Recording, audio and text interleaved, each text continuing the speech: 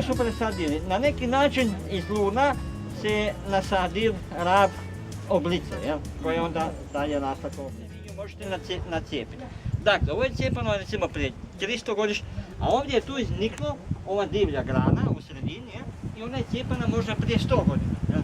Znači opet ono, ili ćete odmah divlje osjeći, ili ćete pustiti neko duže vrijeme da to raste i onda ćete opet cijepati.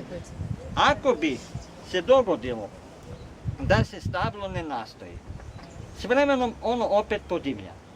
Imamo puno primjera kada su vlasnici otišli ili čan dan pa ne nastoje svoje stablo, malo po malo ono divlje preuzme pitomu, ono se pitomu suši, divlje raste i stablo je opet na početku, na kraju, isto koji na početku divlje.